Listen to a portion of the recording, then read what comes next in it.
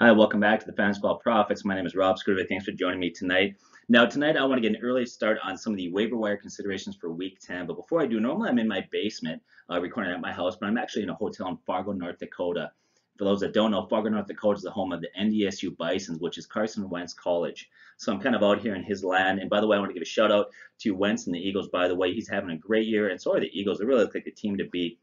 Now, just love fantasy football, kind of the end of week 9 besides the Monday night game. And I love fantasy football, the good, the bad, the ugly of it. And one thing I really want to encourage some of you out there, people can get so caught up in emotions, and we try to do the best we can to look at analysis, information, trends, things like that to give you the best decisions. We really try to put our feelings and emotions aside.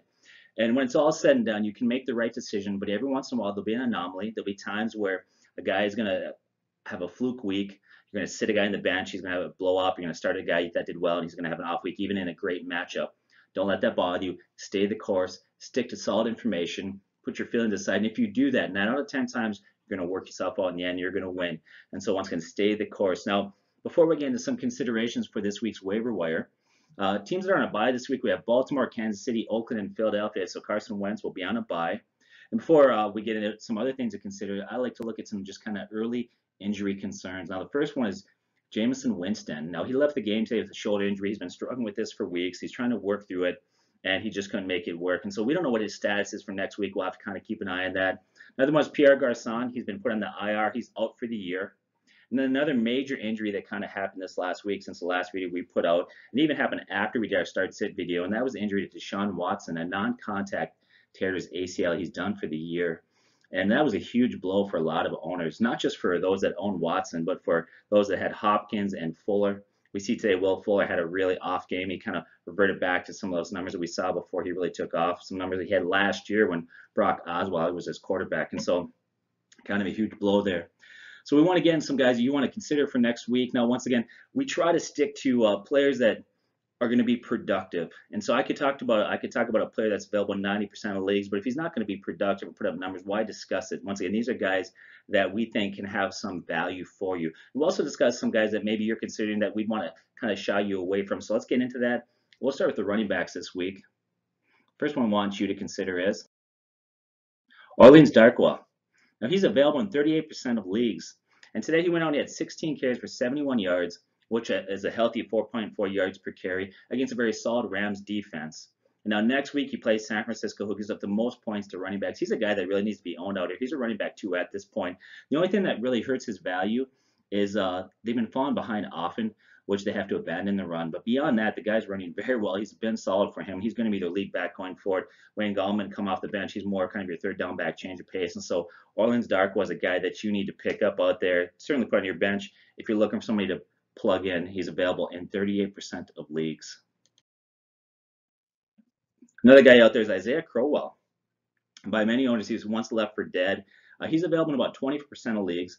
And he showed some life against a tough Vikings defense 2 weeks ago. He had 11 carries for 64 yards and a TD. He ran hard. He ran physical. He was using the passing game. In fact, he's been used increasingly in the passing game, even though they typically use Duke Johnson in that role. Last 2 games, he's had 8 catches. So this is a guy that definitely has value. He showed before some promise. He's been quiet earlier this year, but maybe that's a sign that he's coming out of it. Now he plays Detroit, who gives up the 5th most points to running back. So another guy you may want to consider is Isaiah Crowell, available in about 25% of leagues. Now I want to talk about the Jets running back situation. Now the Jets next week play Tampa Bay, who gives up the 9th most points to running back. So this will look like a good play.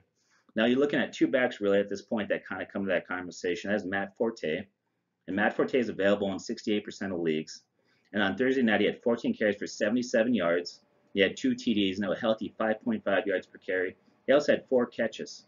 And on the year, he has 4.2 yards per carry. So he's been effective when he's played. Now he's battled some injuries. He's not young. He's getting up there in age in terms of a running back. But this guy has really come on lately. In fact, in the last 4 games, not only has he been active in the running game, but really in the passing game. In the last 4 games, he's had 23 receptions. That's really a phenomenal number for a running back. Here's the concern with him. He's got limited value. One, he's older, so they're going to always limit his workload. Another reason why they're going to do that is because of his age, is also Paul's availability. Paul's a decent running back who could also take carries, and they can split up. And so Forte is a guy that when he's healthy, he plays, he can produce for you, but they're going to limit his carries, so he's not going to see more than 10 to 12 carries per game, and so that's always going to kind of hurt. Really, the best thing that can happen for this running back situation to give either back value is if one of them were to get hurt. Not that we ever want anybody to get hurt, but if it were to happen, it would increase his value. The other guy that's out there, we talked about Paul. He's available in 29% of leagues. And this last week, he had 9 carries for 74 yards. So both him and Forte were both productive in there. Now, if it came down to the two backs right now, since they both are healthy, if I had to pick one to roll, I'd go with Forte, simply because he's a veteran. Looks like he's getting the goal line carries, and they're really using him actively in the passing game. And so he's the guy that I would roll with if you really need a back at that point. Another guy out there, it's not very fun, not very exciting, not very sexy, but Frank Gore, about 26% of leagues. And he is what I would call middle of the road, a moderate value. He's got a very low ceiling, but he's serviceable. Now, the one concern I do have for him going into this week, he plays a tough Pittsburgh defense. In fact, I would expect in this game that Pittsburgh's going to take the lead, probably lead by a lot. Second half, I would imagine Indianapolis will be playing from behind, which might take Frank Gore out of the game a little bit, make Marlon Mack a little bit more relevant in that game because they use him in the passing game more. But he's definitely a guy that if you're really desperate, you could pick up out there, and he might get you, 5, 6, 7 points. Maybe you'll even get that, token touchdown. Thomas Rawls, another guy out there. Now, it's really hard to talk about the Seattle running game and seriously consider starting any of these guys because they've been terrible at running the ball all year. And so he's what I would call a deep, deep play. If you're very desperate or if you want to stash a guy on your bench, if you have space, who knows, maybe he gets hot, maybe turns on the last half of the year. He has struggled all year, and so have all Seattle backs. But today he kind of caught a break. In today's game, he actually played a lot better. He had 9 carries for 39 yards, 4.3 yards per carry, and he had 2 catches for 31 yards. Now, here's the break they got beyond the fact that he played better, and he was using the passing game as Lacey left with a groin injury. Now, they have a Thursday night game, and all indications are at this point Lacey's not going to be ready. So on Thursday night's game, there's a really good shot that he could become the lead back, and he won't have to split carries with Lacey. So you could roll with this guy. He's available out there in most leagues. Thomas Rawls is kind of a deep, deep sleeper this week. Another one out there is Alfred Morris. We talked about him last week. He's available in 42% of leagues. They face Atlanta, so that's a really good matchup. Atlanta gives up points to running backs. Now, at this point, it would appear that Ezekiel Elliott has kind of ran the course in terms of all the things all the appeals he can do to fight the suspension. Everything seems to point to the fact that he's going to have to begin serving that this week. When he does, someone's going to have to step up in that role for 6 games. It would appear at this point, all indications are it's going to be Alfred Morris. Now, it doesn't really matter the matchup. Whoever ends up being the lead back, whoever ends up getting the bulk of the carries, is going to have a good year. They're going to have a good 6-game stretch because the offensive line is very good. Now, another guy that you certainly could keep an eye on would be Rod Smith and Derek McFadden. Once again, those are guys I would keep an eye on. I wouldn't pick them up. I wouldn't get too excited. I certainly wouldn't overspend for them. The guy that would seem to be getting most of the carries going forward when Ezekiel Elliott's out is going to be Alfred Morris. He's available in 42% of leagues. Derrick Henry, available in 29% of leagues. He plays Cincinnati this week, not a great matchup per se. He's more of a bench stash at this point than as somebody that you want to start. Today he did have 26 yards and a TD. That's not awe-inspiring. That's not exciting numbers, but he's still getting carries. He's getting goal line carries. So it's somebody you certainly have to keep on your radar just in case something were to happen to Murray or if he were to get hot.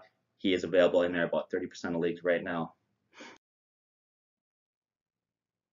So I want to talk about the Miami running back situation out there. And I have to admit, I was really surprised this week when JJ got traded. JJ had a phenomenal year last year. He's pretty young. You would think he'd be part of the rebuilding plans in Miami, but they traded him to the Eagles, which, by the way, I think is going to be a great situation for JJ. He only had 8 carries today, and the reason why was he only had an opportunity to learn, they said, about 10 plays. And so he still learned the playbook and the system. But even those 8 carries look phenomenal. So that leaves a void here for Miami. Who's going to fill that void? Who's going to get the carries there? Well, there's really 2 realistic options we can look at. One is Damian Williams, who's available in about 67% of leagues. And then Drake. Running back Drake was available in about 47% of leagues. Now, if you begin to look at those 2 running backs, which one do you want to go with? Well, Drake appears to be the better running back. In fact, Sunday night's game tonight, he ran the ball really well. He looked effective. He looked strong, explosive. He did fumble, but beyond that, he looked pretty good. Now, Williams doesn't appear to be quite as quality of a running back, but he's very active, and he's a very good running back in terms of being involved in the passing game. He catches balls in the backfield. So I look at Williams as a guy that has more PPR value, but Drake probably is going to settle into that running back role there as far as the running back run. And so those are the 2 guys you want to take a look at. I still want to see kind of how this all shakes out. And then to make things worse, the 2 backs heading forward, at least this week coming up, they play Carolina who gives up the fourth fewest points to running back. So Drake is probably the guy you want to go with, but I'm not sure he's a guy that you want to immediately start next week unless you're really, really desperate.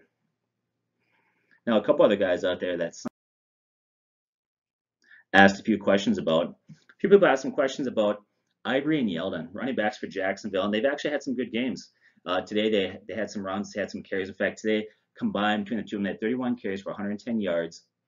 And then a week before that, they had a quality game. And so do these guys have any value long term? Well, Leonard Fournette, he missed the game because of an ankle injury, and he was supposed to be back today. He had the bye week to get healthy, ready to roll, and then the team suspended him because he violated team rules. So with him suspended, that just gave some more carries and another week for Yeldon and for Ivory to be relevant in terms of fantasy football. Do they have any value moving forward? Well, here's what I would say. As long as he's playing, if Leonard Fournette is playing, he is the guy, he's the workhorse, he's the cowboy, he's going to get a majority of the carries. And these guys only have value if A, he's hurt, or B, he gets suspended again. Once again, these guys had good weeks. It was only because of their situation. Don't be deceived by that. Don't get caught up in the numbers in terms of thinking that they did really well. Leonard Fournette is your back going forward. He's going to be the guy as long as he's healthy. And everything would seem to indicate that this is a one-time thing. He was suspended. It sounds like he took it well. He handled it with grace, and he'll be their starter running back next week, which puts Ivory and Yeldon down there as really just backups at this point. Not even probably worth a bench stash. Other thing that people kind of talked about there is Corey Clement, running back for Philadelphia. Today he had 2 touchdowns. So he's a guy that, is he a sleeper? Now, earlier in the year we called him a sleeper. Now, that was before the J.I.J. trade. Obviously, we thought maybe he's a guy that could have value moving forward. LeGarrette Blount is not young at 29. Here's what I would say. At this point, I don't see his 2 touchdowns as garbage time touchdowns. They were blowing them away. They were crushing Denver. And when you take a look at what he did, once again, he's a young back, looks good, he's got some potential, but with J.I.J. there, he's nothing more than a garbage time reliever. He's also competing for carries, not just with J.I.J., but you also have Smallwood and Blount, who, by the way, is running pretty well this year, and he's going to see the field. He's still going to get a few carries. Corey Clement's probably not somebody that really holds any value for you. Now, I want to talk to some guys out there. These are running backs that are available out there, but they're only guys that you want to consider if you're in a PPR league. That's it. Only if you're in a PPR league. Now, the guy out there is Duke Johnson. He's still available in 27% of leagues. This guy is crushing it in terms of catching the ball in the backfield. He plays Detroit this week, who gives up the 5th most points to running backs, and they are vulnerable to running backs that catch the ball out of the backfield.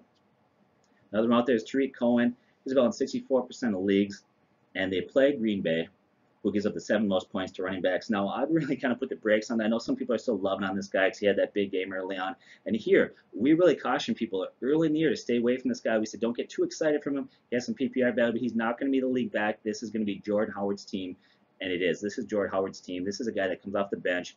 He's a guy that gets moved into the passing game. He's kind of a gadget player at this point. But if you're looking for somebody in a PPR league, Tariq Cohen is out there in about 64% league. The other one is Theo Riddick, available in 59% of the league. He plays Cleveland. Now, Cleveland gives up actually the 6th fewest points to running backs. So even though he's got some PPR value, you probably want to stay away from him this week. Let's talk about quarterbacks out there if you're looking for somebody. If you're somebody that has Carson Wentz, he's on a bye. Where do you go? Well, quarterback out there is available in 27% of leagues, Jared Goff. And we've highlighted him a few times this year. To be in there, we highlighted him. Even last week, we said he came through a really tough stretch there in his schedule. But now his schedule lightens up a bit and becomes quarterback friendly. He's a guy that you need to take a look at, not just as a bye week replacement, but somebody that you can actually use almost every week moving forward. He's more than just a plug and play at this point.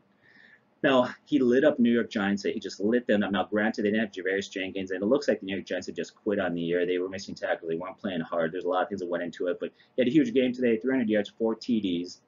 Now, next week, he plays Houston, who gives up the 2nd most points to quarterbacks. This is a great matchup for Goff. And they were lit up today. The Texans were lit up by Brissett, who threw for 300 yards and 2 TDs. So I can't imagine what Jared's going to do next week against them. Great play, Jared Goff next week. Another guy out there that you could consider, he may not be available in your league, but in about 20% of leagues, Ben Roethlisberger is out there. He got dropped. Maybe it's because he was on a bye. Maybe people got spooked by his 5-interception game. But he is out there. Now, if you take away that game where he had 5 interceptions, the rest of the year, his interception to touchdown ratio is 10 touchdown passes to 4 picks. So he's been decent. Now, he plays Indianapolis come up this week, and Indianapolis gives up the 4th most points to quarterbacks. In fact, they played Savage today in Houston. They make Savage look decent. Savage is not a good quarterback, and he looked all right. Ben Roethlisberger should be able to really tear them up next week. In fact, if you look at Ben Roethlisberger, if you can pick him up out there. If he's available in your league, 20% of leagues he is available. 5 of the next 7 games for him are quarterback friendly. He's got a really good passer friendly schedule coming up, so he's a guy that you could take a look at. Another thing I think is going to help is the emergence of JuJu Smith-Schuster, who has really kind of come on. So you look at those, you got JuJu Smith-Schuster, Bell, and Brown. He's got 3 real weapons there, and so I think Ben Roethlisberger is a guy that you could roll with moving forward. Andy Dalton, looking at a quarterback, is he a guy that you should consider picking up this week? Was available in about 43% of leagues.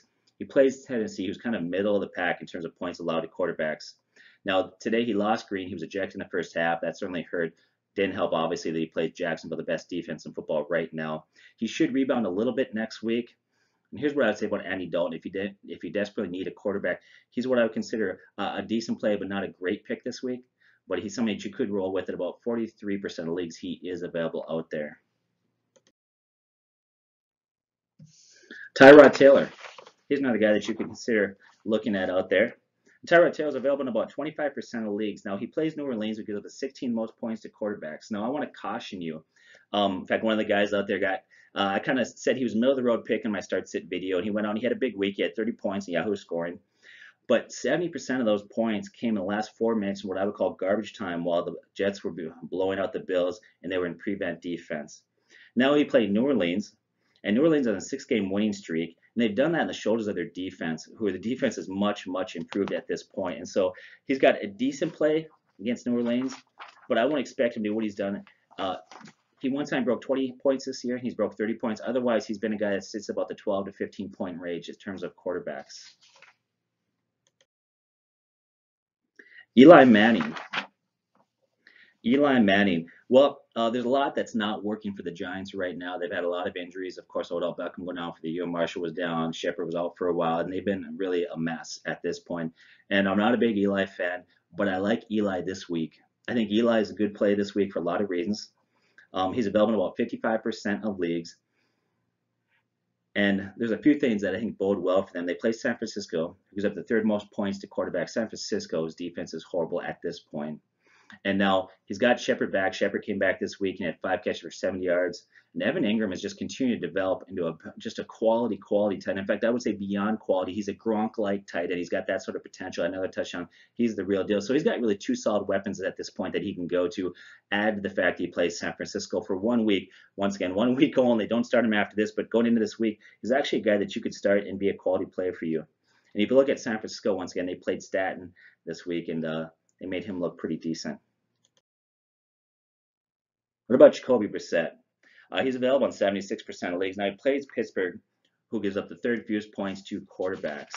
So is he a guy that you could pick up? Well, he's trending upwards. He's playing better. I think he's getting more comfortable. And this is his team moving forward. Andrew Luck is now, once again, on the IR, done for the year. So this is his team. Now, if you look at his numbers, he's put up double-digit points every week except week 1. So he's actually been decent. I would stay away from this week, though. Pittsburgh is a very good defense, giving up very few points to quarterbacks. And even though he's available out there, even though he's looking better, even though he had a big day today, T.Y. Hilton had a big day, probably not wanting to use him against Pittsburgh next week. I would look elsewhere if I was you. What about Jay Cutler? Just about the time we're about to give up on Jay Cutler and everybody thinks, okay, he's done, he's got no value, he'll show you, he'll surprise everybody, and he seemed to do that tonight. He's available in 86% of leagues, and he plays Carolina, who gives up the 6th fewest points to quarterbacks. Well, he's kind of been a yin and yang this year. He's had 3 games where he looked brutal. He was terrible, looked like he should have stayed retired. And then the last 3 games, he's starting to play better again. In fact, today, he had 300 yards and 3 TDs against Oakland. And so what do you get with Jay Cutler? Well, here's what you get. And this has been his whole career. He's unpredictable. At times, he can look like an all-star quarterback, an all-pro quarterback, and then at times, he's just horrible. Turn the ball over. He can't do anything. And so he's a guy that is out there in 86% of leagues. If you feel lucky and you're desperate, you can roll with him. Personally, I'd rather go with somebody I feel more comfortable with, somebody a little more consistent. He's somebody you may want to consider. Once again, big game today, but Carolina gives up the 6th fewest points to quarterbacks, and that's who he faces next week. Josh McCown. He's available in 66% of leagues. Now, he's been real quiet, but quietly he's developed and played into a really good quarterback this year. In fact, the last 4 games, he's got 10 TD passes to 4 interceptions. So he's been very productive. He's cut down his turnovers. And now he's catching a break in the fact that his pass catching running backs, Paul Forte are healthy. You add into that a improving Robbie Anderson at wide receiver and Austin Seferian-Jenkins at tight end. He's got some decent weapons around him. He's being fairly productive, and now he plays Tampa Bay, who gives up the 6th most points to quarterbacks. We talked about a lot of guys out there. Do you want to go Jay Cutler? What about some of these different names? Andy Dalton? Well, I'd rather go with a guy like Josh is coming up week than any of those names out there. He's actually a good play this week as far as a bye-week replacement or somebody to fill in for injuries. Marcus Mariota is available in about 12% of leagues out there. Not very available, but he is. Plays Cincinnati, who gives up the 7th fewest points to quarterbacks. I would look at Marcus as a fair play, but not a great play this week. If he is out there, which he's not available in that many leagues, doesn't have a great matchup, he has a fair matchup. Talked about Tyrod Taylor already, something that you may want to consider. What about Blake Bortles? So guys, you want to play, well, Blake Bortles is available in 70% of leagues. Had a decent game today against the Bengals. Now he plays the Chargers. Well, this team, the Jaguars, is really built on playing defense and running the ball. We assume that Fournette's going to be back next week. Blake Bortles has really struggled. He had one good game, and then he's had an okay game. Beyond that, he's a guy that I just really want to stay away from. And I don't think that the Jaguars want to throw the ball a lot once again. They want to play defense, run the ball. I wouldn't go with Blake Bortles. Now we want to talk about some quarterbacks you should avoid. Here's quarterbacks that I would personally not touch this week at all.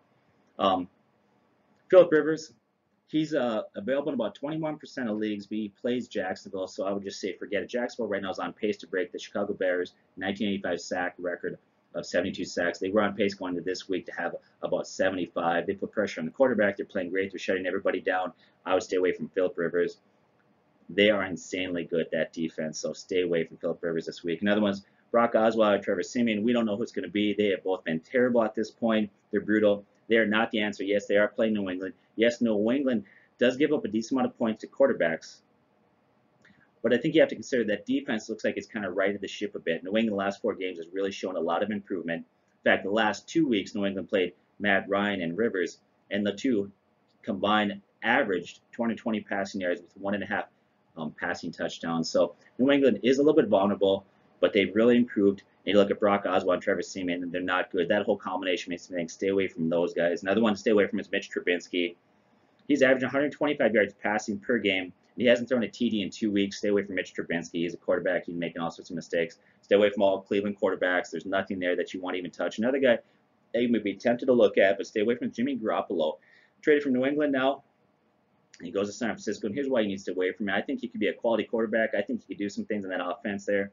It sounds like he's a few weeks away from really starting there. He's got to learn the playbook. There's a lot of things got to get down with the time, with the receivers, learn the system. Reports are that he's going to probably not start until after San Francisco's bye week, so stay away from Jimmy Garoppolo. Another guy out there is Brett Hundley, available in 89% of leagues. He plays Chicago, gives up the 5th fewest points to quarterbacks. So Chicago's not a great team, but they're playing good defense, and they're holding quarterbacks down. So you could watch Monday night's game to see how he does tomorrow, but I would say even if he has a good game tomorrow night, he's still not somebody that I feel comfortable going with. I like to see him do a little bit more. I like to see a little more consistency, and I like to see him have a better matchup before I would go ahead and start Brett Hundley. Another guy out there is Tom Savage. Stay away from him.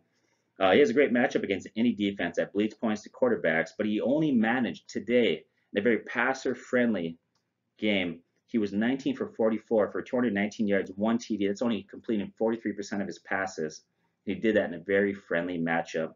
Now he has to play the Rams. So once again, he's struggled, I guess you could say, against Indy, who gives up a lot of points, and now he's playing the Rams. Didn't do real well. Stay away from another one. I would probably stay away from is Ryan Fitzpatrick. If Winston can't go, they play the Jets. Jets give the 11th most points to quarterbacks, but I would probably stay away from him. How about some wide receivers to consider out there? Well, Josh Gordon, you got to consider this guy. He was reinstated by the NFL this week. He can start to practice with the team very shortly, and he can play in his first game at the end of November. Now, I know what a lot of you are thinking. I thought it too. Yes, he might violate the league's substance abuse policy again and get suspended or get kicked out of the league for good. Yes, he can't play until the end of November. Yes, he hasn't played for 2 years. I get that. I get all those things. But here's what you need to really consider. He's only 26 years old, which is hard for me to believe because it feels like he's been around forever. It sounds like he's been working out in great shape, spent a lot of time. He's been very diligent. He's done everything the NFL has asked of him. But the bottom line is he's just far too good. He's got too much potential. He's potentially Antonio Brown and Julio Jones caliber type of receiver.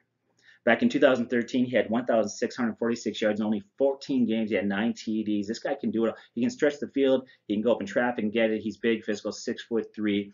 He's a guy that if he's out there, you need to pick up and put on your bench. He's just worth it. Simply how much potential this guy has. Josh Gordon, especially if you're in a dynasty league. I would imagine it's going to take a while for him to come back in football playing shape to get his timing down. So he might struggle this year. But if you're in a dynasty league, you got to get this guy and put him on your bench. Another one out there is Jeremy Maclin. Jeremy Maclin, now he's on a bye next week, but you may want to look ahead and grab this guy ahead of others. He's been banged up all year. He's missed games or he's played hurt. Well, today he had a good game. He had 8 catches, 98 yards. He has 3 TDs on the year. Now, Flacco's not a good quarterback. He's not having a good year, but he's really Flacco's only real wide receiver. At least he's his best target at this point. So Jeremy Maclin is a guy that you could roll out as kind of a wide receiver 3 moving forward. Dontrelle Inman. He was traded from San Diego. I shouldn't say San Diego. I should say I was traded from the Chargers to the Bears.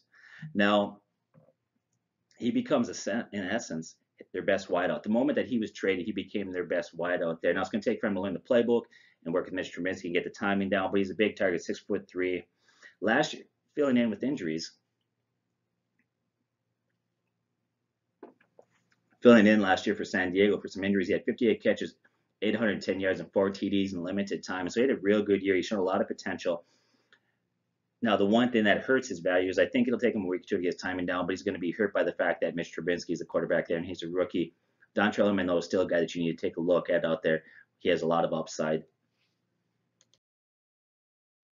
Another guy we talked about last week, we said you should start this guy in a start-sit video. We talked about picking him up. He's available in 47% of leagues, and that is Robbie Anderson, the wide receiver of the Jets. He plays Tampa Bay this week, who gives up the most points to wideouts. 6'3", second-year wideout. He's got TDs 3 weeks in a row. In essence, he's become the #1 wideout for the Jets. He's a guy that you need to pick up and play. Robert Woods is another guy that we've said for a few weeks here that he's really the go-to guy at this point. Forget Kupp, forget Watson. It's Robert Woods is their guy. Today he had 4 catches, 70 yards, and 2 TDs, and he's available in 67% of leagues. He's out there. He's readily available in a lot of leagues. I don't know why teams aren't picking him up. Now he's playing Houston, and Houston gives up the 7 most points to wideouts, and today they got burnt. So you head into this week, and you take a look at a guy that you could pick up there. He's somebody who could certainly do that. And today they were torched by T.Y. Hilton for 170 yards and 2 TDs, Houston, and now Robert Woods gets to face them. So Robert Woods, readily available out there. You need to pick this guy up. Another guy out there you need to look at is Sterling Shepard, available in 30% of leagues. He plays San Francisco, gives up the 15 most points to wideouts. First came back, he had 5 catches for 70 yards, and he's going to have good volume going forward because he's really the only legit wideout there. Evan Ingram's a great pass-catching tight end, but he is their tight end. He's really the only wideout that they have. You need to pick up Sterling Shepard, available in 30% of leagues. Another guy you could consider is Jamison Crowder. He's available in 44% of leagues. Now, he sat today versus Seattle. He was injured, and he's been struggling all year. But if you go back 2 weeks ago, he really kind of broke out against Dallas. He had 9 catches, 123 yards. So he's kind of a guy to look at deeper, guy to stash on your bench. I certainly would be comfortable picking him up and starting this week. We can put him on your bench and just see how he does when he comes back from his injury. There's another guy out there. We talked about JuJu Smith-Schuster. He's available in 24% of leagues, and he shouldn't be available in any leagues at this point.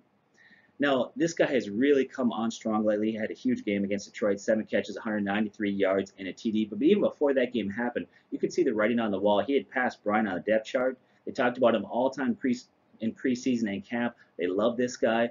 He's going to get more and more looks. They're going to continue seeing increasing targets in that offense. And here's the beauty of the situation that he's in. They can't double-team him. They can't slide his safety over because Brown and Bell are there. So he's going to be able to continue to see single coverage. If you're in a dynasty league and he's still available out there in the waiver wire, you're an idiot. You need to pick this guy up. He's got huge value. Then there's Marqise Lee. Now, I don't like Blake Bortles in terms of a quarterback, and I don't like the Jags passing offense, but somebody has to get targeted. Somebody's going to throw the ball to. And Marqise Lee is available in 63% of leagues. They play the Chargers, who get the 17th most points to wideouts. In the last 3 weeks, here's the lines that he had. Okay, 5 catches for 83 yards, 4 catches, 72 yards, and then today he had 8 catches, 75 yards, and a TD. he's somebody that you want to pick up out there. Now here's some quick hitters. Just a few guys we'll talk about real quick. You had the Buffalo situation, the Buffalo wide receivers. There's a couple wideouts out there that look good. You had Dante Thompson, Zay Jones, Kelvin Benjamin, Jordan Matthews. Well, how's that all shake out? Thompson had a touchdown. Zay Jones had a touchdown.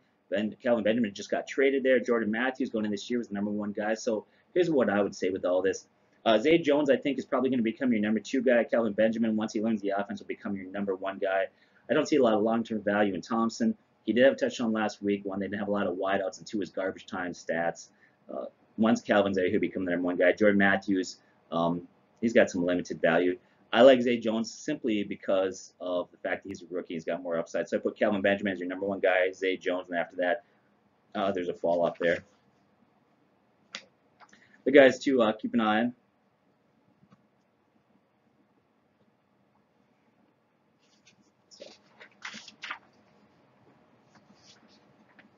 So I'll just keep an eye on that. Another situation, keep an eye on San Francisco's wide receiving core. What's going to happen? Well, San Francisco had a huge upgrade with the trade to with Jimmy Garoppolo going from New England to San Francisco. Now Pierre Garçon's out for the year. And so who's that leave there? Well, it doesn't leave a lot, but you could kind of keep an eye. None of these guys are guys I would pick up right now, but just keep them on your radar. Watch and see how they progress, especially once Jimmy Garoppolo is the quarterback. Keep an eye on Trent Taylor. And the other one was Marquise Goodwin.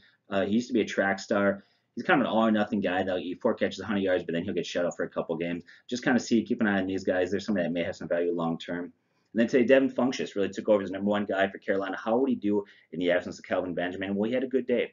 5 catches, 86 yards, and 7 targets. So it looks like he might be able to fill that role as the #1 guy there. He's available in 13% of leagues. The other one out there was Rashard Matthews. He's available in 25% of leagues. Now, today he had a good game, but next week he has a tough matchup against Cincinnati.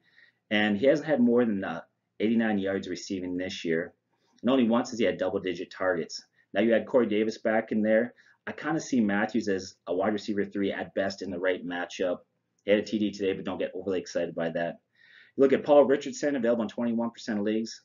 And you look at Tyler Lockett, available in 50% of leagues. Seattle wide receivers. They had a quiet day today, but they should pick it back up. They play Arizona next week, and they give up the 4th most points to wideouts.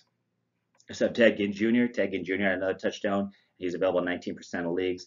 Now you have Sammy Watkins. I want to speak to this a little bit here. If you're out there, Sammy Watkins is available in about 20% of leagues. He had a 64-yard touchdown today. That's exciting. That's good news for him, right? Well, not really. I have some real concerns with Watkins at this point. Woods is our man, as we previously discussed. In the last 5 games, Watkins has had a total of 6 catches. That's 6 total catches in 5 games. He's averaging 1.2 catches per game and 27 yards per game. If you have space on your bench, I suppose it could be a stash simply based on his potential, but I would probably say right now he's kind of a waste of space in terms of a guy out there. I don't see a lot of value in Watkins. So as we look at some quick hitters, some things for you to consider, there's some other wide receiver information. Here's some tight ends for you to consider. Tyler Kroft has looked really good. He's a little bit looking in the absence of Tyler Eifert. He's available in 60% of leagues and say he had 79 yards. Jordan Reed. Now, Jordan Reed's been dropped by a lot of owners out there, so he's available in about 21% of leagues. He has a lot of injury concerns. Say he sat out, but they love to use tight ends there. And so he's a guy that you got to pick up, you got to keep an eye on, because once he comes back, he is a top 10 tight end. Another guy out there is Hunter Henry. He's available in 28% of leagues. He's another quality tight end developed. Love Antonio Gates, Hall of Fame tight end, but really he's a non-factor. This is Hunter Henry's team at this point.